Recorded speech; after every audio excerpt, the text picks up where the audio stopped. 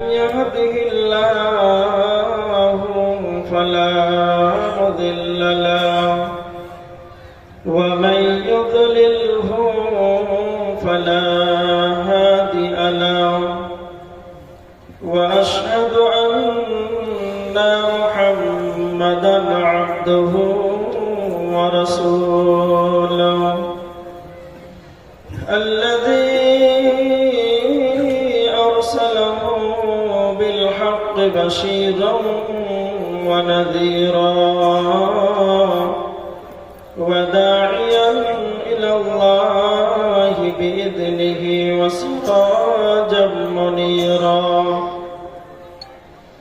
فإن خير الحديث كتاب الله وخير الهدي هدي مولانا محمد صلى الله عليه وسلم وشر الأمور محدثاتها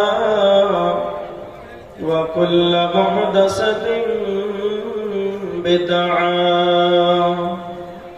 وكل بدعة ضلالة وكل ضلالة في النار أما بعد فأعوذ بالله من الشيطان الرجيم بسم الله الرحمن الرحيم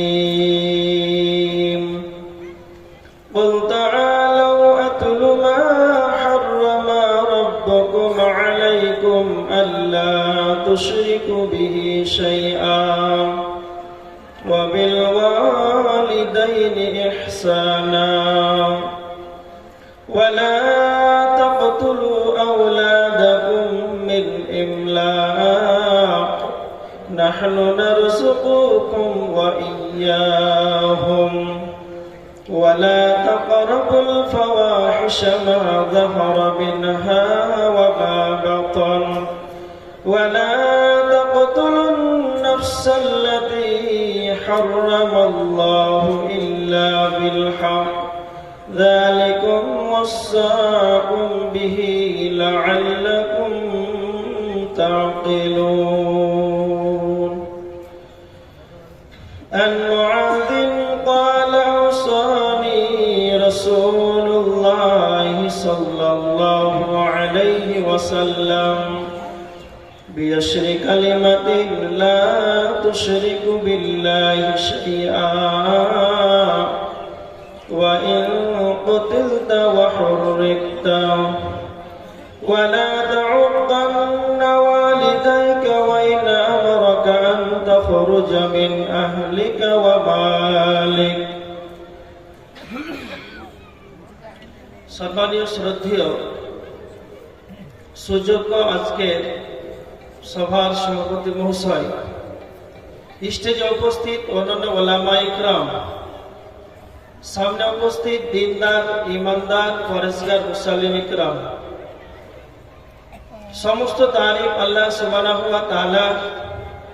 তিনি আমাদের প্রশংসা দাবি রাখেন, তিনি আমাদের হায়াত মওতের মালিক।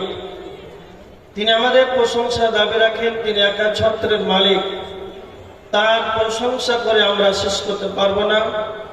তাই সেই মহান মনিবের দেওয়া একটি ছোট্ট লাফজের দ্বারাই সংক্ষিপ্ত প্রশংসা আমরা সকলে একবার জোরে বলি আলহামদুলিল্লাহ। তারপরে আমাদের ধর্মের গুরু কর্মের নেতা নিষ্পালঙ্ক মহাপুরুষ, মহানির্ভেজাল বৈজ্ঞানিক, 570 খ্রিস্টাব্দে মা আমিনার গর্ভে মক্কা নগরে মা আমিনার লাল, নবী মক্কি, নবী মাদানী, নবী মুহাম্মদুর রাসূলুল্লাহ, সবাই বলেন সাল্লাল্লাহু আলাইহি ওয়াসাল্লাম। এর প্রতি শতকোটি শান্তির ধারা বিবর্ষিত হোক। আল্লাহুম্মা সাল্লি আলাইহি আল্লাহুম্মা বারিক আলাইহি। আজকে পবিত্র কোরআন থেকে সূরা আনআম থেকে একটি আয়াত তেলাওয়াত করেছি। সূরা আনআম থেকে মিসকাত থেকে একটি হাদিস পাঠ করেছি। আয়াত এবং হাদিসকে সামনে রেখে আলোচনা রাখব। মুসনাদে আহমদে একটা হাদিস রয়েছে। আল্লাহ রাসূল সাল্লাল্লাহু আলাইহি ওয়াসাল্লাম সাহাবীদের সম্মুখে, সাহাবীরা রয়েছেন, আল্লাহ রাসূল একটা রেখা টানলেন, আঁক টানলেন, সরল রেখা, সরল পথ। সাহাবীদেরকে বললেন, সাহাবীরা, এটাই হচ্ছে সরল পথ।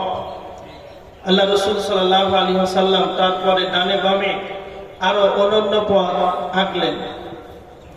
তারপরে আল্লাহ রাসূল সাল্লাল্লাহু আলাইহি ওয়াসাল্লাম সাহাবীদেরকে বললেন, এই যে ডানে বামে বিভিন্ন আঁক টানলাম, সেইগুলো প্রত্যেকটা রাস্তার মাথায় শয়তান বসে আছে। তার মানে আল্লাহ রাসূল সাল্লাল্লাহু আলাইহি ওয়াসাল্লাম সরল রেখা একটাই আঁক টানলেন, তারপরে যেগুলো ডানে বামে আঁকলেন, এইগুলো প্রত্যেকটা রাস্তার মাথায় শয়তান বসে আছে। তখন কোরআনের একটি আয়াত, সূরা আনআমের 153 নম্বর আয়াত, আল্লাহ রাসূল সাল্লাল্লাহু আলাইহি ওয়াসাল্লাম শুনিয়ে দিলেন সাহাবীদেরকে। আল্লাহ বলেছেন, ওয়া আন্না হাযা সিরাতি মুস্তাকিমা, আল্লাহ বলেছেন এটাই আমার সরল পথ, ফাত্তাবিউ, তোমরা এর উপরেই চলতে থাকো, একই অনুসরণ করো। ওয়ালা তাত্তাবিউস সুবুলা, তোমরা অনন্য পথে চলিও না, আমার পথ থেকে তোমরা বিচ্ছিন্ন হয়ে যাবে। যখন আমার সরল রেখা, আমার সরল পথ থেকে যখন তোমরা অনন্য পথে চলে যাবে, তখন তোমরা ফাতাফাররাকা বিকুম আন সাবিলি, তোমরা তখন আমার রাস্তা থেকে, আমার সরল পথ থেকে তোমরা যেন বিচ্ছিন্ন হয়ে যাবে। আল্লাহ রাসূল সাল্লাল্লাহু আলাইহি ওয়াসাল্লাম এই আয়াতটা শুনিয়ে দিলেন, কোরআনের আয়াত। তার মানে আমাদের সরল পথ, আল্লাহ সুবহানাহু ওয়া তাআলা সূরা দাহারের 3 নম্বর আয়াতের ভিতর আল্লাহ বলেছেন, ইন্না হাদাইনাহু সাবিলা, আমি তোমাদেরকে পথ দেখিয়ে দিয়েছি, রাস্তা দেখিয়ে দিয়েছি। তার মানে আল্লাহ আমাদেরকে যুগে যুগে কালে কালে নবী রাসূল প্রেরণ করেছেন। তার মানে আমাদের নবী, আমাদের নেতা মুহাম্মদ সাল্লাল্লাহু আলাইহি ওয়াসাল্লাম, আমাদের জীবন ব্যবস্থা, আমাদের যে ধর্মগ্রন্থ আল কোরআন, একে আমাদেরকে মেনে চলতে হবে, সরল পথে আমাদেরকে চলতে হবে।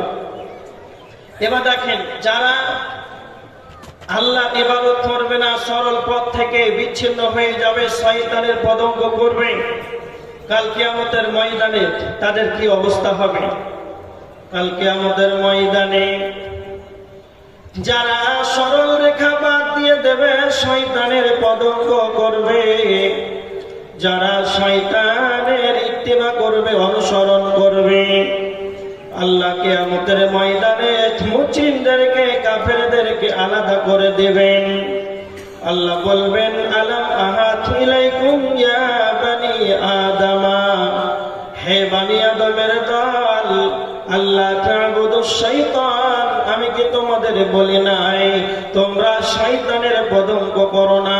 ইন্নাহু লাকুম আদুউম মুবিন, শয়তান তোমাদের প্রকাশ্য দুশমন। আল্লাহ বলবেন, ওয়া আনি'বুদুনি হাদা সিরাতুম মুস্তাকিম, আমি কি তোমাদের বলি নাই তোমরা আমার ইবাদত করবে, এটাই সরল পথ। আল্লাহ বলবেন, ওয়ালাকাদ আযাল্লা মিনকুম জিবিল্লান কাসীরা, শয়তান তোমাদের অনেক অনেক দলকে জনপথভ্রষ্ট করে দিয়েছে। আফালাম তাকুনু তাকিলুন, কি তোমরা জানো না? তখন আল্লাহ বলেছেন সূরা ইয়াসিনের আয়াত, হাদিহি জাহান্নামুল্লাতী কুনতুম তুআদুন ইসলাউহাল ইয়াওমা বিমা কুনতুম তাকফুরুন, এই সেই জাহান্নাম, এই সেই জাহান্নাম, জাহান্নামের ব্যাপারে তোমাদেরকে দুনিয়ার বুকে প্রতিশ্রুতি দেওয়া হয়েছিল, ইসলাউহাল ইয়াওমা বিমা কুনতুম তাকফুরুন, তোমাদের কুফরি করার কারণে, তোমাদের অস্বীকার করার কারণে আজ তোমরা জাহান্নামে প্রবেশ করো। তার মানে যারা সরল রেখাকে বাদ দিয়ে, সরল পথকে বাদ দিয়ে যারা ডানে বামে শয়তানের পদঙ্গ করবে, যারা শয়তানের অনুসরণ করবে আল্লাহ কিয়ামতের দিন তাদেরকে বলবেন যে তোমাদেরকে তো আমি বলেছিলাম তোমরা আমার ইবাদত করো, এটাই সরল পথ। শয়তান তোমাদের অনেক দলকে পথভ্রষ্ট করে দিয়েছে, তবে কি তোমরা তা জানো না? এই সেই জাহান্নাম, তোমাদের অবিশ্বাস করার কারণে জাহান্নামে যাও। কথা বুঝতে পারলেন? এবার দেখেন মাইকম্যান ভাই, আপনি ভিতরকার ফিডব্যাকটা ঠিক করেন। হ্যাঁ, ভিতরকার সাউন্ডটা যেন আমাকে লাগে, আর গলা শুকিয়ে যাচ্ছে।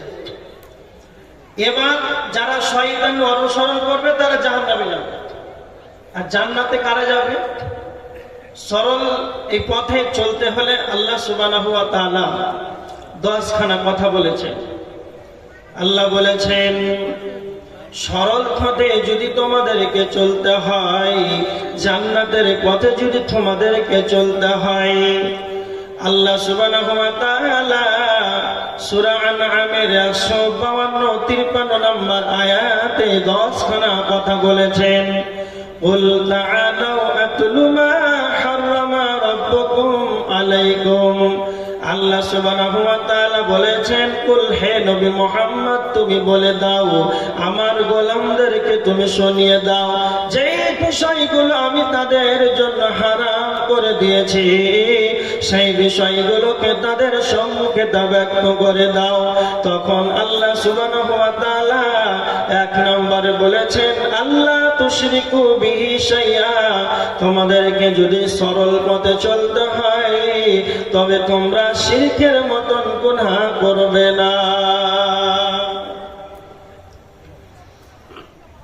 যদি জান্নাতের পথে চলতে হয়, সরল পথে যদি চলতে হয়, তাহলে শিরকের মতন গুনাহ করা যাবে না। এমনই এক বড় অপরাধ, বড় পাপ, পৃথিবীতে সবচাইতে বড় পাপ। ভালো করে শুনেন, মুআয বিন জাবাল রাদিয়াল্লাহু তাআলা আনহুকে 10খানা কথা বলেছিলেন। তার ভিতরে 1 নম্বর মুআয বিন জাবালকে বলেছিলেন, মুআয লা তুশরিকু বিল্লাহি শাইআ, আল্লাহর সঙ্গে অন্য কাউকে অংশীদার করবে না, শিরকের মতো গুনাহ করবে না। আল্লাহর নবী বলেছিলেন ওয়া ইন কুতিলতা ওয়া হুররিকতা, যদি তোমাকে কেটে দেওয়া হয়, যদি তোমাকে পিস বানিয়ে দেওয়া হয়, যদি তোমাকে আগুনে পুড়িয়ে দেওয়া হয়, তারপরে তুমি আল্লাহর সঙ্গে অন্য কাউকে অংশীদার বানাবে না। তার মানে শিরক কত বড় পাপ। বিশ্ব নবী মুআয বিন জাবাল রাদিয়াল্লাহু তাআলা আনহুকে বলেছিলেন, মুআয যদি তোমাকে কেটে দেওয়া হয়, যদি পিস বানিয়ে দেওয়া হয়, তারপরে তুমি শিরকের মতন গুনাহ করবে না।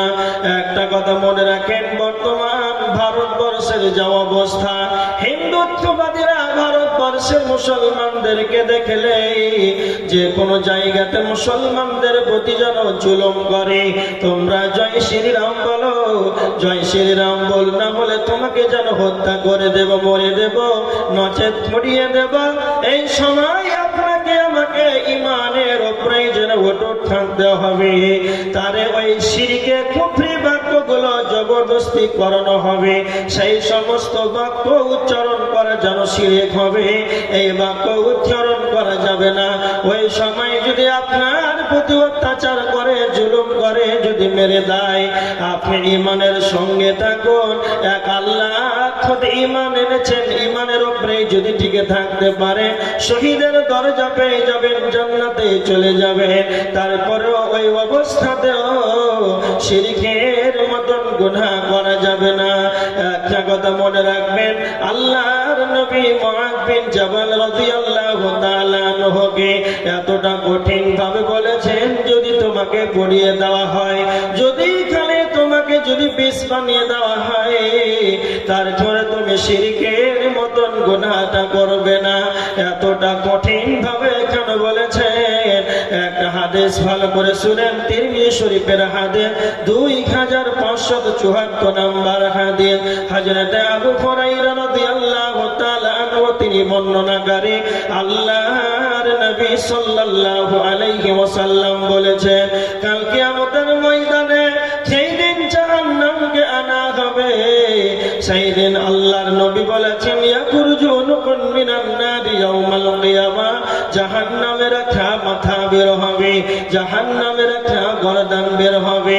আল্লাহর নবী বলেছেন লাহু আইনানি তুবসিরানি ওয়া উযুনানি তাসমাআন, জাহান্নামের দুইটা চক্ষু থাকবে, জাহান্নামের দুইটা কর্ণ থাকবে, জাহান্নামের চক্ষু থাকবে মানে জাহান্নাম দেখতে পাবে রে, জাহান্নামের দুইটা কর্ণ থাকবে মানে জাহান্নাম যেন শুনতে পাবে।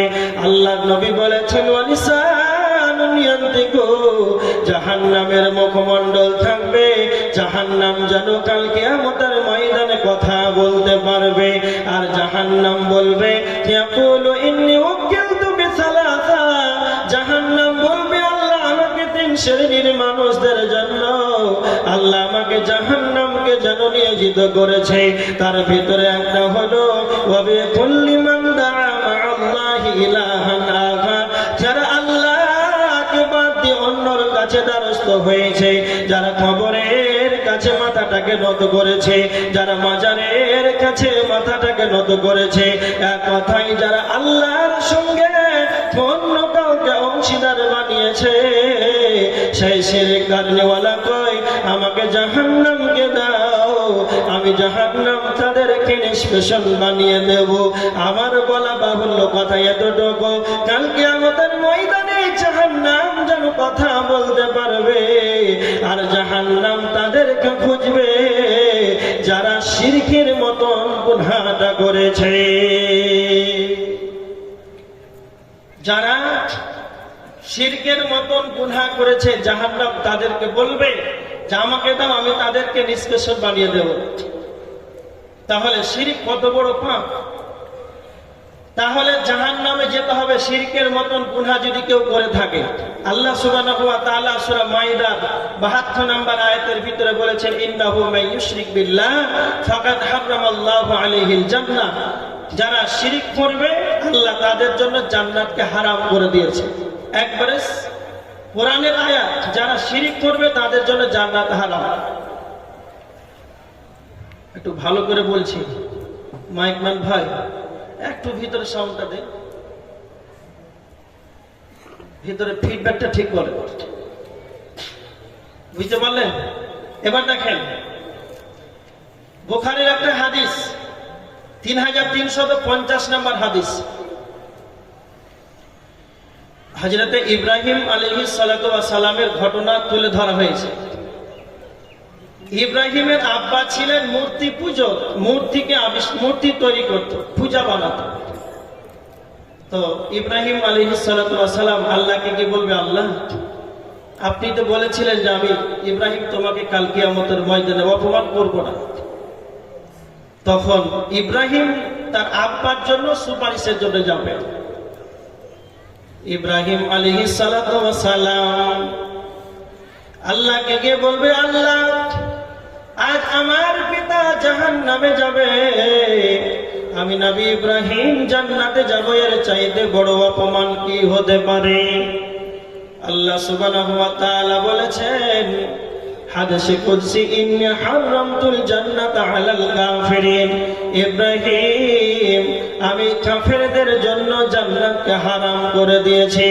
তার মানে যারা শিরকের মতন গুনাহ করবে আল্লাহ তাদের জন্য জান্নাতকে হারাম করে দিয়েছে।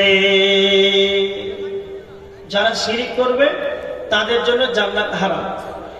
একটা হাদিস শুনেন, হাদিসটা তিরমিজিতে আছে আর বুখারীতে আছে। মিসকাত শরীফের হাদিস 38 নম্বর হাদিস। আল্লাহ রাসূল বলেছেন মান মাতা ইউশরিকু বিল্লাহি শাইয়া দাখালান নার, যে ব্যক্তি শিরক করে মারা যাবে সেই ব্যক্তি জাহান্নামে চলে যাবে। ওয়া মান মাতা লা ইউশরিকু বিল্লাহি শাইয়া, যে ব্যক্তি মারা গেল শিরক না করে দাখালাল জান্নাহ, সে ব্যক্তি জান্নাতে চলে গেল। আচ্ছা বলেন তো, যে ব্যক্তি শিরক করলো না মারা গেল সেই ব্যক্তি জান্নাতে চলে গেল, তাহলে মোট কথা হলো সে তো কোনো পাপ করতেই পারে, স্বাভাবিক। তাহলে কি জান্নাতে চলে যাবে? এই মর্মে একটা হাদিস সহিহ বুখারীর 1237 নম্বর হাদিস। হযরত জিবরাইল আলাইহিস সালাম আল্লাহ রাসূল সাল্লাল্লাহু আলাইহি ওয়াসাল্লামকে সুসংবাদ দিচ্ছেন। আর সেটাই আল্লাহ রাসূল সাহাবীদেরকে বলছেন, সাহাবীরা তোমরা শুনে রেখে দাও, মান মাতা মিন উম্মতি লা ইউশরিকু বিল্লাহি শাইআ দাখালাল জান্নাহ। আমার উম্মতের ভিতরে কেউ যদি শিরিক না করা অবস্থায় মারা যায়, দাখালাল জান্নাহ, সেই ব্যক্তি জান্নাতে চলে যাবে। জিবরাইল আমাকে সুসংবাদটা দিয়ে দিয়েছেন। তখন আল্লাহর নবী জিবরাইল যখন বলেছিলেন আপনার উম্মত যদি শিরিক না করা অবস্থায় মারা যায় তাহলে জান্নাতে চলে যাবে, আল্লাহর নবী জিবরাইলকে বলেছিলেন কুলতু ওয়া ইন জানা ওয়া ইন শারাকা, যদি তারা চুরি করে, যদিও সে জিনা করে, তবে কি জান্নাতে চলে যাবে? জিবরাইল বলেছিলেন ক্বালা ওয়া ইন জানা ওয়া ইন শারাকা, যদি সে জিনা করে, যদিও সে চুরি করে, তারপরে সে জান্নাতে চলে যাবে। আচ্ছা, সেই হাদিস বুখারীর হাদিস। যদি শিরিক না করে মারা যায়, যদি জিনা করে, চুরি করে, তাহলে জান্নাতে চলে যাবে। কি বুঝতে পারলেন? মুহাদ্দিসগণ বলেছেন যে এটা হচ্ছে আল্লাহর ইচ্ছা। যদি কালে আপনার বড় বড় কাবিরা গুনাহ থাকে, আল্লাহ যদি চান আপনার কাবিরা গুনাহ সমপরিমাণ জাহান্নামে শাস্তি দিয়ে উভয় তারপরে আপনাকে জান্নাতে দিবেন, এটা বলা হচ্ছে। আর যদি আল্লাহ চান যে আপনাকে আল্লাহ ক্ষমা করে দিবেন, সাগিরা কাবিরা বুড়ো সব ক্ষমা যদি করেই দেয়, তবে আল্লাহ আপনাকে জান্নাতে দিয়ে দিবেন, এটা বোঝানো হয়েছে। কিন্তু একটা কথা মনে রাখবেন, যারা শিরিক করে মারা যাবে কিন্তু আল্লাহ তাদেরকে ক্ষমা করবে না। সূরা নিসার 48 নম্বর আয়াত, ইন্নাল্লাহা লা ইয়াগফিরু আন ইউশরাকা বিহি, যারা শিরিক করে মারা যাবে আল্লাহ তাদেরকে ক্ষমা করবে না। সহিহ তিরমিজির একটা হাদিস, সহিহ হাদিস তিরমিজির একটা হাদিস, 3540 নম্বর হাদিস। আল্লাহ রাসূল বলেছেন হাদিসে কুদসি, আল্লাহ বলছেন হে বনি আদম, তোমরা যদি পাপ করতে করতে আসমানের কিনারা পর্যন্ত পৌঁছে যাও, যদি কালে তোমরা পাপ করতে করতে মেঘমালা পর্যন্ত পৌঁছে যাও, আর যদি সেই পাপের ভিতরে যদি শিরিক না থাকে, তবে আমি আল্লাহ তোমাদেরকে ক্ষমা করে দেব। কি যে বুঝতে পারলেন? তার মানে শিরিক যদি না করেন তাহলে জান্নাত হবে, আর শিরিক যদি করে থাকেন আর ওই অবস্থায় মারা যান তাহলে জাহান্নাম। এই জন্য আমার আল্লাহ বলেছেন, বান্দারে জান্নাতে যদি যেতে হয়, সরল পথে যদি চলতে হয়, 1 নাম্বার তোমরা শিরকের মতন গুনাহটা করবে না। 2 নম্বরে আল্লাহ বলেছেন ওয়া বিল ওয়ালিদাইনি ইহসানা, তুমি তোমার পিতামাতার সঙ্গে সৎ আচরণ করবে, পিতামাতার সঙ্গে ভদ্র ব্যবহার করবে। আল্লাহর নবী বলেছেন তিরমিজি শরীফের 1899 নম্বর হাদিস, ইজার রব্বি ফি রিজাল ওয়ালিদ ওয়া সাখাতুর রব্বি ফি সাখাতিল ওয়ালিদ। আল্লাহর নবী বলেছেন আল্লাহ যদি এখানে তোমার আব্বা মা যদি তোমার উপরে সন্তুষ্ট থাকে, তবে আল্লাহ তোমার উপরে রাজি হবে। আর যদি কালে তোমার আব্বা মা যদি তোমার উপরে নারাজ হয়ে যায়, তবে আল্লাহ তোমার উপরে নারাজ হয়ে যাবে। আর জান্নাতে যেতে হলে আল্লাহকে রাজি রাখতে হবে। এই জন্য আমার আল্লাহ বলেছেন তোমরা তোমার পিতা মাতার সঙ্গে সৎ আচরণ করবে। আল্লাহ সুবহানাহু ওয়া তাআলা সূরা বনী ইসরাঈলের 23 নম্বর আয়াতের ভিতরে আল্লাহ বলেছেন ওয়া কাদা রাব্বুকা আল্লা তা'বুদু ইল্লা ইয়্যাহু ওয়া বিল ওয়ালিদাইনি ইহসানা। আল্লাহ বলেছেন গোলাম রে, তোমরা আমাকে ছাড়া অন্য কারো ইবাদত করবে না, আর আমার ইবাদতের পরে তোমরা তোমার পিতামাতার সঙ্গে সৎ আচরণ করবে। তার মানে আল্লাহ পিতামাতার কতটা মর্যাদা দিয়েছে, যে আমার ইবাদতের পরে তোমার মা বাপের ইহসানি করবে। পিতামাতার সঙ্গে সৎ আচরণ করবে। তারপরে আল্লাহ বলেছেন ইম্মা ইয়াবলুগান্না ইনদাকাল কিবারা আহাদুহুমা আও কিলাহুমা ফালা তাকুল লাহুমা, যদি কালে তোমার পিতামাতা যদি বার্ধক্যতে উপনীত হয়ে যায়, তোমার পিতামাতা যদি অসুস্থ অবস্থায় পড়ে যায়, চলাফেরার আর ক্ষমতা নাই, সেই সময় তোমার পিতামাতার দেখভাল করবে, তাদের সঙ্গে সৎ আচরণ করবে। তারপরে আমার আল্লাহ বলেছেন উফিন ওয়ালা তানহারহুমা, তোমার পিতামাতাকে উফ শব্দটি বলবে না, জোরে কথা বলবে না, ধর্ষণাত্মরে কথা বলবে না, ধমক দিয়ে কথা বলবে না। যদি কালে তুমি প্রধানমন্ত্রী হয়ে যাও, যদি কালে তুমি বিজনেস হয়ে যাও, যদি কালে তুমি চিফ মিনিস্টার হয়ে যাও, তুমি বড় ডাক্তার হয়ে যাও, প্রফেসর হয়ে যাও, যে কোনো বড় লেভেলের প্রধানমন্ত্রী হয়ে যাও না কেন, তোমার মায়ের সঙ্গে জোরে কথা বলবে না। তুমি তোমার মায়ের কাছে, তুমি তোমার মায়ের ছেলে ব্যতীত তুমি কিছুই নাই।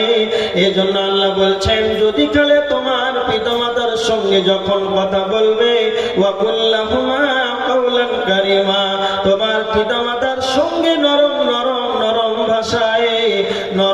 ভাষায় কথা বলবে, উঁচু কণ্ঠে জোরে কথা বলা যাবে না। পিতামাতার কতটা মর্যাদা বিশ্বনবী নবী মুহাম্মদ রাসূলুল্লাহ সাল্লাল্লাহু আলাইহি ওয়াসাল্লাম বলেছেন ওয়ালা তাউখান্না ওয়ালিদাইকা ওয়া ইন আমরাকা আন তাখরুজা মিন আহলিকা ওয়া মালিকা। আল্লাহর নবী বলেছেন যদি কালে তোমার পিতামাতা যদি তোমাকে বলে আব্দুল কাইয়ুম তুমি তোমার আহাল পরিবার ছেড়ে বাড়ি ঘর ছেড়ে তুমি এখনই বাড়ি থেকে বেরিয়ে যাও, তো সোজা বাড়ি থেকে বেরিয়ে যাবে। তোমার আব্বা মাকে তুমি প্রশ্ন করতে পাবে না কেন আমি বাড়ি থেকে বেরিয়ে যাব। তার মানে পিতামাতার কতটা মর্যাদা রয়েছে। বর্তমান সমাজে পিতামাতার উপরে কি জুলুম নিপীড়ন অত্যাচার চলছে। কত কষ্ট করে ছেলের মুখ পানে চেয়ে আছে, বয়স্ক হয়ে গেছে, মায়ের পেটের ভিতরে দুটা খাবার যাচ্ছে, খেতে দেয় না, ওটাই ভারী, মায়ের খাবারটাই তার কাছে ভারী হয়ে গেছে। বর্তমান এমন এক পরিস্থিতির সম্মুখীন হয়েছে। ভালো করে কথা বুঝেন, আল্লাহ রাসূল কি বললেন এই হাদিসের ভিতরে, যদি তোমার আব্বা মা যদি কালে তোমাকে বলে তুমি বাড়ি থেকে বেরিয়ে যাও তো চলে যাও, তুমি বলতে পারবে না যে কেন যাও। এর কতটা মর্যাদা দেখেন। একটা হাদিস আপনাকে বলছি, ইবনে মাজাহ শরীফের হাদিস। আল্লাহ রাসূল সাল্লাল্লাহু আলাইহি ওয়াসাল্লামকে একজন সাহাবী বলছেন মা হাক্কুল ওয়ালিদাইনা আলা ওয়ালিদিহিমা, আল্লাহ রাসূল সন্তানের প্রতি পিতামাতার কি অধিকার আছে। আল্লাহ রাসূল সরাসরি বলে দিলেন হুমা জান্নাতুকা ওয়া নারুকা। ইবনে মাজাহ শরীফের 3362 নম্বর হাদিস। উভয় তোমার জন্য তোমার মা বাপ জান্নাত জাহান্নাম, যদি রাজি থাকে তবে জান্নাত, আর যদি নারাজ থাকে তাহলে আল্লাহই তো নারাজ। কথা ভালো করে শুনেন। মুসলিম শরীফের একটা হাদিস 6404 নম্বর হাদিস। আল্লাহ রাসূল সাল্লাল্লাহু আলাইহি ওয়াসাল্লাম বলেছেন ক্বালা রাগিবু আনফু সুম্মা রাগিবু আনফু। আল্লাহ রাসূল তিনবার করে এই কথাটা বললেন, তার নাক ধোলাই মলিন হোক। একজন সাহাবী আল্লাহ রাসূল বলেছেন কি লামান ইয়া রাসূলুল্লাহ, আল্লাহ রাসূল সেই ব্যক্তিকে তার নাক ধোলাই মলিন হোক। আল্লাহ রাসূল বললেন ক্বালা মান আদরাকা আবাওয়াইহি ইনদাল কিবারি আহাদুহুমা ওয়া কিলাহুমা, যারা বার্ধক্য অবস্থায় পিতামাতাকে পেল, পাওয়ার পর তার পিতামাতার দেখভাল করলো না, ফালাম ইয়াদখুলিল জান্নাহ, সেই ব্যক্তি জান্নাতি পেল। কি বুঝতে পারলেন? তাহলে জান্নাতে যদি যেতে হয়, সরল পথে যদি চলতে হয়, তাহলে পিতামাতার ইহসানি করতে হবে, পিতামাতার খিদমত করতে হবে। নাম্বার 3, আল্লাহ বলেছেন ওয়ালা তাকতুলু আওলাদাকুম মিন ইমলাক। আল্লাহ বলেছেন দারিদ্রতার ভয়ে, অভাবের ভয়ে সন্তানদেরকে হত্যা করবে না। নাহনু নারযুকুকুম ওয়া ইয়্যাহুম, আমি তোমাদেরকে যেমন রিজিক দিয়ে থাকি, খাবার দিয়ে থাকি, অনুরূপ আমি আল্লাহ তাদেরকে দেব। তোমরা খাবারের ভয়ে সন্তানকে হত্যা করবে না। বর্তমান সমাজে সন্তান হত্যা এটা কমছে না বাড়ছে? জি, কমছে না বাড়ছে? সন্তান হত্যা আরো বাড়ছে। এখন বর্তমান সমাজে মুর্শিদাবাদের খবর আপনারা ভালো জানবেন, একটা ছেলে আর একটা মেয়ে, বাস কমপ্লিট। বাসে আমরা সফর করি, ট্রেনে যাই, তো ওকে জিজ্ঞেস করতে হয় না যে আপনার কয়টা ছেলে কয়টা মেয়ে, ও গর্ব করে বলছে যে আমার একটা ছেলে একটা মেয়ে। তো একটা ছেলে একটা মেয়ে খুব আনন্দ সহকারে গর্বের সঙ্গে বলছে। তার বাকি ওকে বললাম না যে আর 5টা হলো না কেন। হ্যাঁ, তার মানে ও বলতে চাইছে যে আমার সুখী সংসার, এই জন্য কম সন্তান নিচ্ছে। কথা মনে রাখবেন, আল্লাহ সুবহানাহু ওয়া তাআলা বলেছেন সূরা হুদের 6 নম্বর আয়াত, ওয়া মা মিন দাব্বাতিন ফিল আরদি ইল্লা আলাল্লাহি রিজকুহা। আল্লাহ সুবহানাহু ওয়া তাআলা বলেছেন পৃথিবীর বুকে বিচরণকারী এমন কোন প্রাণী নাই যার খাবারের দায়িত্ব আমার কাছে নাই। তার মানে পৃথিবীর যতগুলো প্রাণী আছে, পৃথিবীর বুকে, আসমানের নিচে, জমিনের উপরে, নির্জন জায়গাতে আছে, জলহীন প্রান্তে আছে, জল সমুদ্রে আছে, যে কোনো জায়গাতে যে কোনো প্রাণী যারা রয়েছে সকলের খাবার আল্লাহ সুবহানাহু ওয়া তাআলার দায়িত্ব রয়েছে।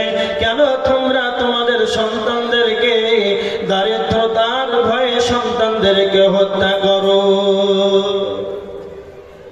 কেন তোমরা দারিদ্রতার ভয়ে তোমাদের সন্তানদেরকে তোমরা হত্যা করো? আল্লাহ বলছেন রিজিকের দায়িত্ব তো আমার কাছে।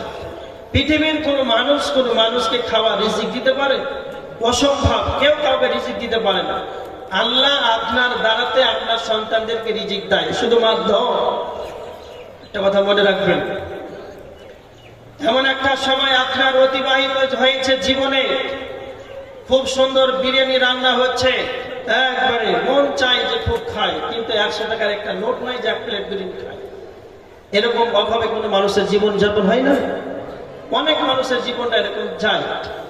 আচ্ছা, কিছুদিন যেতেই না যেতে বিয়ে করলো, তারপরে 2-1টা ছেলে হলো, তারপরে তার স্ত্রী তার কাছে রিজিক পায়।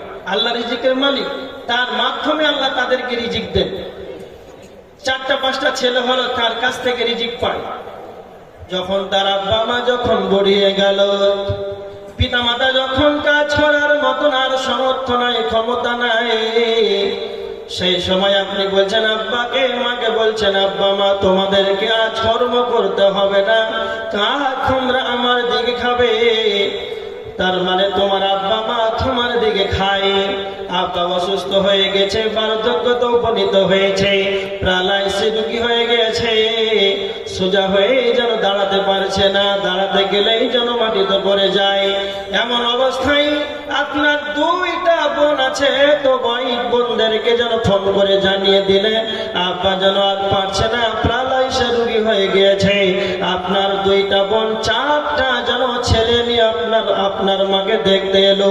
তার মানে আমার বলা বাহুল্য কথা এতটুকু, আপনার এমন একটা সময় আপনার অতিবাহিত হয়েছিল, 100 টাকার একটা নোট ছুটছিল না যে আমি কেমন করে একটা প্লেট বিরিয়ানি খাই।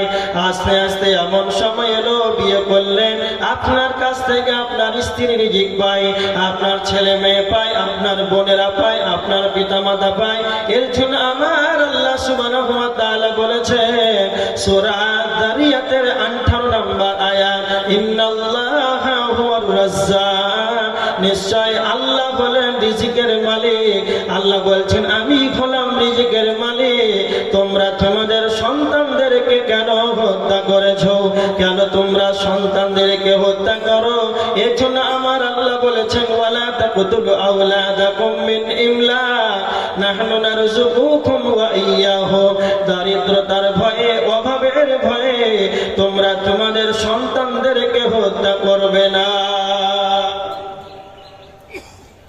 বর্তমান সমাজে যারা লাইগেশন করছেন, সন্তান নিব না, সন্তান বন্ধ করে দিচ্ছেন, মুর্শিদাবাদের খবর বলছি, বেশিরভাগ 2টা ছেলে, খবর রেখেছি 3টা ছেলে, বেশি লাগে।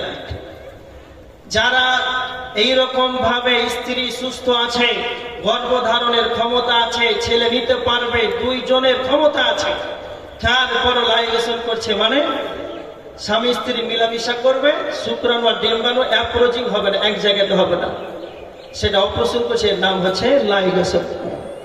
যারা সুস্থ অবস্থায় গর্ভধারণের ক্ষমতা আছে, মা বোনেরা ভালো করে শুনেন, তারপরে যারা সন্তানকে বন্ধ করে দিচ্ছেন, ভালো করে শুনেন, সন্তান বন্ধ করা, যারা স্বেচ্ছায় নিব না, গরিব হয়ে যাব, কি খাওয়াবো, কি পড়াবো, এই ভয়ে যারা সন্তানদেরকে হত্যা করছেন, ভালো করে শুনেন। সহিহ বুখারীর হাদিস, আল্লাহ রাসূল সাল্লাল্লাহু আলাইহি ওয়াসাল্লামের কাছে একজন সাহাবী আছে, সহিহ বুখারীর হাদিস 4477 নম্বর হাদিস। আল্লাহ রাসূলের কাছে একজন সাহাবী এসে বলছেন, আল্লাহর নবী, আইয়ুয যামবি আ'যামু ইনদাল্লাহ, আল্লাহর নিকটে সবচাইতে বড় পাপ কোনটি? সেই সময় আল্লাহ রাসূল বললেন যে আল্লাহর সঙ্গে শিরক করা এটা সবচাইতে বড় পাপ। এটা সবচাইতে বড় পাপ। তখন সাহাবীটা আবার আল্লাহ রাসূল বলছেন, সুম্মা আইয়ুন, তারপরে কোনটা? আল্লাহ রাসূল সাল্লাল্লাহু আলাইহি ওয়াসাল্লাম বললেন, পৃথিবীতে দ্বিতীয় বৃহত্তম বড় মহাপাপ, ওয়ান তাকতুলা ওয়ালাদাকা তাখাফু আন ইউতামাত, যারা খাবারের ভয়ে, দারিদ্রতার ভয়ে, অভাবের ভয়ে সন্তানকে হত্যা করে। পৃথিবীতে দ্বিতীয় বৃহত্তম বড় মহাপাপ হচ্ছে সন্তান হত্যা করা। এক নম্বর হচ্ছে আল্লাহর সঙ্গে শিরক করা, সবচাইতে বড় পাপ। দুই নম্বর হচ্ছে পৃথিবীতে দ্বিতীয় বৃহত্তম বড় মহাপাপ, যারা সন্তানকে হত্যা করে। কি জবাব দিবেন আপনি? খুব সাবধান, একবারে সন্তান হত্যা করা যাবে না, একবারে এটা হারাম।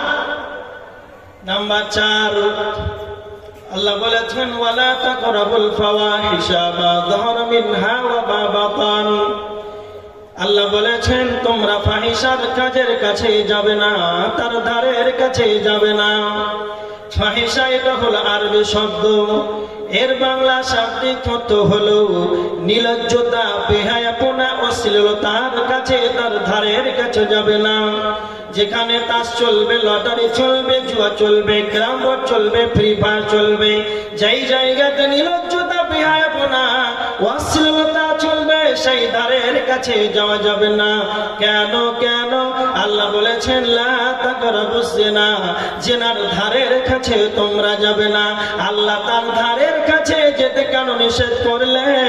কারণটা হলো, যখন তুমি লটারির কাছে চলে যাবে, অনন্য পাপের কাছে যখন তুমি চলে যাবে, তুমি মনে রেখে দাও, তোমার দুশমন, প্রকাশ্য দুশমন শয়তান তোমার ভিতরে ওয়াসওয়াসা দেবে, খারাপ মন্ত্রণা দেবে। শয়তান আপনাকে সদা সর্বদা সে চাইবে আমি জাহান্নামে যাব, আপনাকে জাহান্নামের দিকে নিয়ে যাওয়ার জন্য সদা সর্বদা যেন নিয়োজিত আছে। এই জন্য যখন আপনি ধারের কাছে চলে যাবেন, শয়তান আপনাকে এমন উস্কানি দেবে, এমন যেন চক্রান্ত খালাবে, আপনাকে সেই পাপের সঙ্গে জড়িত করে দেবে। এই জন্য যেই জায়গাতে ফাহিশা চলবে, তার ধারের কাছে যাওয়া যাবে না। আল্লাহ সুবহানাহু ওয়া তাআলা আল্লাহর নবীকে বলে দিলেন, কুল, হে নবী মুহাম্মদ তুমি বলে দাও, ইন্নামা হারামা রাব্বিয়াল ফাওয়াহিশা, আল্লাহ সুবহানাহু ওয়া তাআলা বললেন, পৃথিবীর মুখে যতগুলো ফাহিশা আছে সমস্ত কিছুকে আল্লাহ হারাম করে দিয়েছে। এক কথাই বুঝে, এই ফাহিশা, নোংরা কাজ, এর ধারের কাছে যাওয়া যাবে না। পৃথিবীতে যতগুলো পাপ আছে, এক কথাই বুঝলেন। ছোট্ট করে একটা কথা বলছি, মাথায় রাখেন। আমরা সাধারণ মানুষ, একবার শর্টকাট একটা কথা বলি, আমরা জানি মানুষ যদি পাপ করে, গুনাহ করে, তবে কোথায় যাবে না? তো জাহান্নাম, না? যদি ভালো আমল করে, নেক আমল করে, সালেহ আমল করে, তাহলে মানুষ জান্নাতে যাবে, এটা আমরা জানি। তো আল্লাহ এটাই বলছেন, যদি তোমাদেরকে জান্নাতে যেতে হয়, সরল পথে যদি তোমাদেরকে চলতে হয়, তাহলে তোমরা পাপের কাছে, তার ধারের কাছে যাবে না। আচ্ছা, বর্তমান সমাজে এখন আপনি বাড়ি থেকে বের হবেন, যেখানে যাবেন তাস, লুয়া, carrom board, free fire, PUBG, পাপের আঁকড়া চলছে না? চলছে। তো এই সময় আপনি এখন কি করবেন? এই সময় এত পাপের আঁকড়া চলছে, তাহলে আপনাকে কি করতে হবে? ছোট্ট করে একটা উদাহরণ দিচ্ছি, ভালো করে শুনেন। আচ্ছা, আপনারা বলেন, একটা মাছের নাম বলছি, বেইম মাছ। মাছ আপনারা দেখেছেন? বেইম মাছ আপনারা দেখেছেন? জি, দেখেছেন। এই বেইম মাছটা থাকে কোথায়? কাদাতে না পানিতে? মাশাআল্লাহ, কাদাতে থাকে। আচ্ছা বলেন তো, বেইম মাছ কাদাতে থাকে, ওর শরীরে কাদা লেগে থাকে? থাকে না। পৃথিবীতে আপনার চলাফেরাকালীন বাড়ি থেকে বের হবেন, বাজারে যাবেন, আর কোথাও যাবেন, অশ্লীলতাতে ভরপুর, একবারে যেখানে যাবেন পাপের আঁকড়া। এখন আপনি কি করবেন? বেঈমান যেমন কাদাতে থাকে, ওর শরীরে কাদা লেগে থাকে না।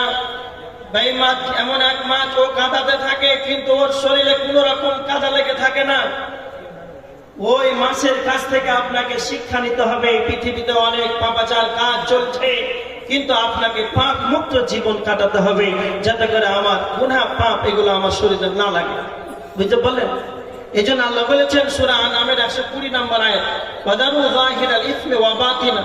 আল্লাহ বলেছেন তোমরা পাপাচার কাজ থেকে তোমরা ছাড়ো, গুনাহের কাজ থেকে তোমরা দূরে সরে যাও, পাপাচার কাজ তোমরা ছেড়ে দাও। ইন্নাল্লাযীনা ইয়াকসিবুনাল ইসমা সাইয়ুজাউনা বিমা কানু ইয়াকতারিফুন। যদি কালে তোমরা পাপাচার কাজ না ছাড়ো, অতি সত্বর তোমাদেরকে আল্লাহর আযাবে পতিত হবে। এই জন্য পাপ ছাড়তে হবে। এবার দেখেন আল্লাহ সুবহানাহু ওয়া তাআলা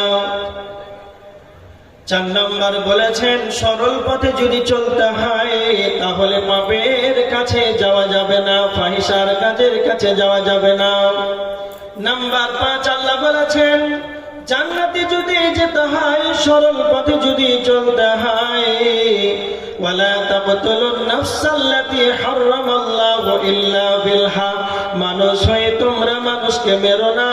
এক মানুষকে অপর মানুষ যে মেরে দেবে, হত্যা করে দেবে, একেবারে এটা আল্লাহ হারাম করে দিয়েছেন। বিশ্বনবী নবী মুহাম্মদুর রাসূলুল্লাহ সাল্লাল্লাহু আলাইহি ওয়াসাল্লাম বিদায় হজ্জের ভাষণে এক মুসলমান অপর মুসলমানের রক্তকে হারাম করে দিয়েছেন। আর আল্লাহ স্বয়ং বলেছেন সূরা আনআমের ভিতরে, মানুষ হয়ে তোমরা মানুষকে হত্যা করিও না, কিন্তু আল্লাহ বলেছেন ইল্লা বিল হক, কিন্তু ন্যায় সঙ্গত ভাবে হত্যা করা যায়। মানুষ হয়ে মানুষকে হত্যা করবে না, এটা হারাম, কিন্তু আল্লাহ বলেছেন ইল্লা বিল হক, ন্যায় ভাবে করা যায়। ভালো করে মনে রাখবেন, সহিহ হাদিস মুসলিম শরীফের 4267 নম্বর হাদিস। আল্লাহ রাসূল সাল্লাল্লাহু আলাইহি ওয়াসাল্লাম বলেছেন 3 শ্রেণীর মানুষকে হত্যা করা যায়। এক নাম্বার হলো ভালো করে শুনেলেন, আস-সাইয়্যিবুজ জান, বিবাহের পরে যারা জেনায় লিপ্ত হবে, সাক্ষী স্বরূপ যদি ধরা পড়ে যায় তাহলে তাদেরকে হত্যা করা জায়েজ আছে। নাম্বার 2 ওয়ান নাফসু বিন নাফসি, কতলের পরিবর্তে কতল করা যায়, কিসাস নেওয়া যায়। আব্দুল্লাহকে আব্দুর রহমান হত্যা করে দিয়েছে। আব্দুল্লাহকে কেন হত্যা করলো? তো আব্দুল্লাহর পরিবার যদি মনে করে আমরা কিসাসের পরিবর্তে কিসাস নেব, আব্দুর রহমান হত্যা করে দেব, তবে এটা জায়েজ রয়েছে। নাম্বার 3 আত-তারিকুল দীনিহি, যারা দ্বীন ধর্ম থেকে বেরিয়ে যাবে, ইসলাম ধর্ম থেকে বেরিয়ে যাবে, হিন্দু হয়ে যাবে, ইহুদি হয়ে যাবে, খ্রিস্টান নাসারা হয়ে যাবে, কাদিয়ানি হয়ে যাবে, আল মুফারিকুল লিল জামাআ, মুসলমানদের ধর্ম থেকে যেন আলাদা হয়ে যাবে, পৃথক হয়ে যাবে। বিশ্বনবী বলেছেন কেউ যদি ইসলামকে ছেড়ে দেয় আর যদি মুরতাদ হয়ে যায়, তবে তাকে বলতে হবে তুমি ভুল করেছো, তুমি ফিরে এসো। এরপরে যদি সে ফিরে না আসে তাহলে তাকে হত্যা করা জায়েজ রয়েছে। এই 3 শ্রেণীর মানুষকে হত্যা করা জায়েজ রয়েছে। তার পরবর্তীতে অন্য কোন মানুষকে অন্যায়ভাবে হত্যা করা যাবে না। আল্লাহ সুবহানাহু ওয়া তাআলা বলেছেন কেউ যদি কোন মানুষকে অন্যায়ভাবে যদি হত্যা করে দেয়, আল্লাহ সুবহানাহু ওয়া তাআলা সূরা মাইদার 32 নম্বর আয়াতের ভিতরে আল্লাহ বলেছেন, মান কাতালা নাফসান বিগাইরি নাফসিন আও ফাসাদিন ফিল আরদি ফাকান্নামা কাতালান নাসা জামিআ। পৃথিবীর কোন মানুষ যদি কোন মানুষকে অন্যায়ভাবে মেরে দেয়, ফাকান্নামা কাতালান নাসা জামিআ, সে যেন সারা পৃথিবীর মানুষকেই যেন হত্যা করে দিল। কেউ যদি কোন মানুষকে অন্যায়ভাবে মেরে দেয়, হত্যা করে দেয়, তাহলে সারা পৃথিবীর মানুষকে যেন সে হত্যা করে। এত বড় অপরাধ। মিশকাতের একটা হাদিস, আল্লাহ রাসূল সাল্লাল্লাহু আলাইহি সাল্লাম বলেছেন, হাদিসটি বুখারীতে আছে, ইস্তানিবুস সাবাল মুবিকাত। আল্লাহ রাসূল বলেছেন 7টি ধ্বংসাত্মক বিষয় থেকে তোমরা নিজেকে দূরে রাখো, দূরে থাকো। তার ভিতরে একটা হলো মানুষ হয়ে মানুষকে হত্যা করবে না, এটা নাহলে তুমি ধ্বংস হয়ে যাবে। আল্লাহর নবী কেন বললেন 7টি ধ্বংসাত্মক বিষয় থেকে তোমরা নিজেকে দূরে থাকবে? কেন কেন? যদি কালে তোমরা 7টি ধ্বংসাত্মক বিষয় থেকে দূরে না থাকো, তার ভিতরে একটা হলো মানুষকে কতল করবে না। যদি কালে এই পাপটা যদি তোমার দ্বারা হয়ে যায়, তবে তুমি ধ্বংস হয়ে যাবে। কি ধ্বংস হবে? আল্লাহ সুবহানাহু ওয়া তাআলা বলেছেন সূরা নিসার 93 নম্বর আয়াত, ওয়া মান ইয়াকতুল মুমিনান মুতাআম্মিদান ফাজাযাউহু জাহান্নাম। আল্লাহ বলেছেন কোন মুমিন যদি অন্যায়ভাবে যদি মেরে দেয়, এক মুসলমান অপর মুসলমানকে যদি অন্যায়ভাবে মেরে দেয়, ফাজাযাউহু জাহান্নাম, তাহলে তার ঠিকানা হবে জাহান্নাম, খালিদান ফিহা, সেথায় সে জাহান্নামের ভিতরে চিরকাল থাকবে। এই জন্য এক মুসলমানকে অপর মুসলমান যেন হত্যা না করে, না হলে সে ধ্বংস হয়ে যাবে। একটা কথা মনে রাখবেন, আমরা সবাই অবগত আছি, আবু দাউদে হাদিস আছে, আমরা আগত যে আমরা অনেকেই খুতবাতে শুনেছি, জলসাতে শুনেছি উলামায়ে কেরামের মুখ থেকে, যে আউয়াল মা ইউযা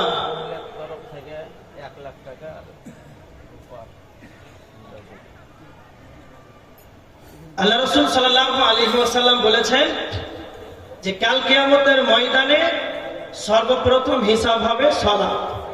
এটা আপনারা শুনেছেন অনেকে। আচ্ছা, মুসলিম শরীফের একটা হাদিস 4273 নম্বর হাদিস, আল্লাহ রাসূল সাল্লাল্লাহু আলাইহি ওয়াসাল্লাম বলেছেন আউয়ালু মা ইউকযা বাইনান নাসি ইয়াউমাল কিয়ামাতি ফিদ দিমা। কিয়ামতের ময়দানে সর্বপ্রথম হিসাব হবে হত্যা সম্পর্কে। ভালো করে কথাটা শুনে, আবু দাউদের হাদিস, আল্লাহ রাসূল বলেছেন কিয়ামতের দিন সর্বপ্রথম হিসাব হবে সালাতের। আর এখানে মুসলিম শরীফের হাদিস, এটা একবারে এটাও সহিহ হাদিস, এখানে বলা হয়েছে কিয়ামতের দিন সর্বপ্রথম হিসাব নেওয়া হবে হত্যা সম্পর্কে। কথা কেমন হলো? দুইটাই তো সহিহ হাদিস, দুইটাই তো সহিহ হাদিস, হাদিসে তাকরার হয়ে গেল একবারে টাকাটাকি। তাহলে কোনটা মানবে না? দুইটাই তো সহিহ হাদিস, দুইটাই মানতে হবে। কথা হলো হাদিসটা ভালো করে বুঝেন। পাপ কয় প্রকার? 2 প্রকার। একটা হচ্ছে আল্লাহর সঙ্গে জড়িত পাপ, এক বান্দার সঙ্গে জড়িত পাপ। আপনি সালাত ছেড়ে দিয়েছেন, এটা আল্লাহর সঙ্গে জড়িত পাপ, আল্লাহ চাইলে আপনাকে ক্ষমা করে দিবেন। যদি কারো মাল মেরেছেন, কাউকে ধোঁকা দিয়েছেন, প্রতারণা দিয়েছেন, এটা হচ্ছে বান্দার সঙ্গে জড়িত পাপ, ওর কাছ থেকে আপনাকে ক্ষমা নিতে হবে, নচেত ক্ষমা হবে না। তো আল্লাহর সঙ্গে জড়িত পাপ সর্বপ্রথম হিসাব হবে, সেটা হচ্ছে সালাত সম্পর্কে। আর বান্দার সঙ্গে জড়িত পাপ, এটা সর্বপ্রথম হিসাব হবে কাল কিয়ামতের ময়দানে হত্যা সম্পর্কে। আপনি যদি কাউকে হত্যা করে রাখেন, তাহলে এটা আপনার সর্বপ্রথম হিসাব হবে। তাহলে পাপ হচ্ছে 2 প্রকার, এটা ভালো করে বুঝেন, তবে আপনি বুঝতে পারলেন।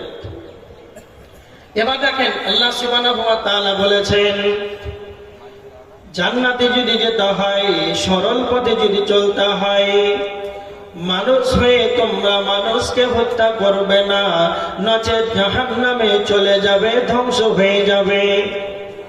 নাম্বার 6, আল্লাহ বলেছেন ওয়ালা তাকরাবু মালাল ইয়াতীম ইল্লা বিল্লাতী হিয়া আহসান হাত্তা ইয়াবলুগা শুদ্দা।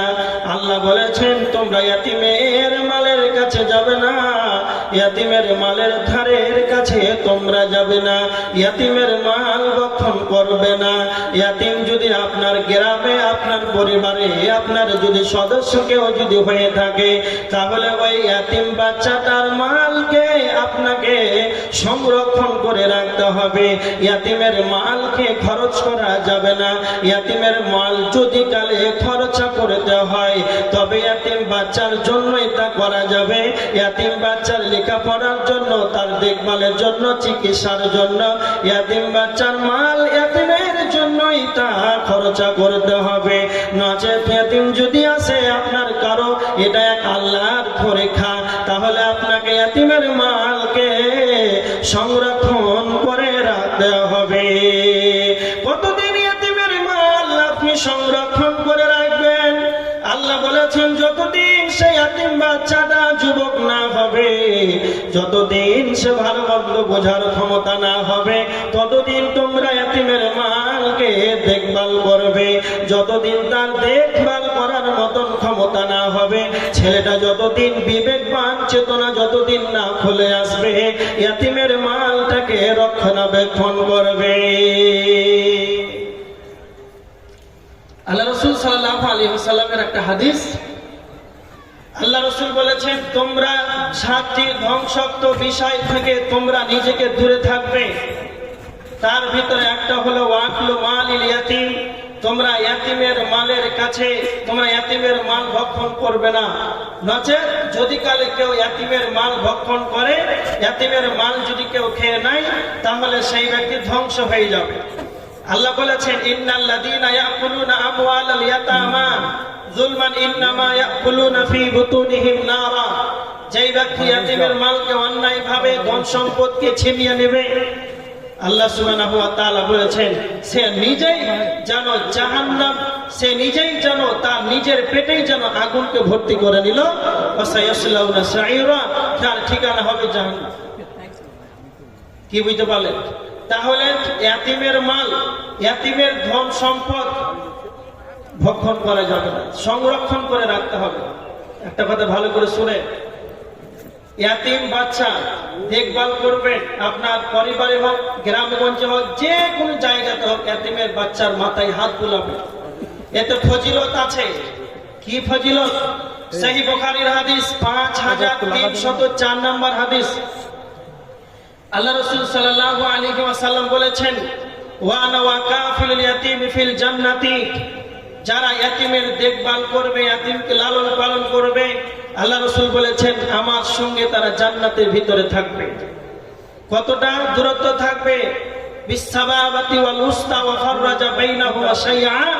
আল্লাহ রাসূল সাল্লাল্লাহু আলাইহি ওয়াসাল্লাম বলেছেন এই শাহাদাত আঙ্গুল আর এই তর্জনী আঙ্গুল কতটা দূরত্ব? এই দুটো আঙ্গুল, আল্লাহ রাসূল বলছেন এই আঙ্গুল দুটো যতটা দূরত্বে যারা ইয়াতিমের দেখভাল করবে, ইয়াতিমের লালন পালনকারী, আমি নবী মুহাম্মদ সাল্লাল্লাহু আলাইহি ওয়াসাল্লাম জান্নাতের ভিতরে এতটা দূরত্বে থাকবে। সুবহানাল্লাহ, এতটা ফজিলত রয়েছে ইয়াতিমের যদি কেউ দেখভাল করে। কথা বুঝতে পারলেন? একবারে হারাম। কেউ যদি ইয়াতিমের মালকে লুটপাট করে নাই, একবারে লিখেলেন এটা একবারে হারাম। কেউ যদি অন্যায়ভাবে ভক্ষণ করে নাই, তাহলে তার জন্য জাহান্নাম ছাড়া কোনো গতি নাই।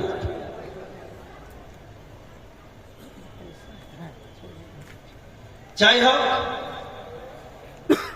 অনেক বক্তা এসেছে দূর দূরান্ত থেকে, আর স্টেজে একজন বক্তা উপস্থিত মাওলানা আব্দুস শাকুর, ভোজপুরি, পূর্ণিয়া, বিহার, অনেক দূর থেকে এসেছে।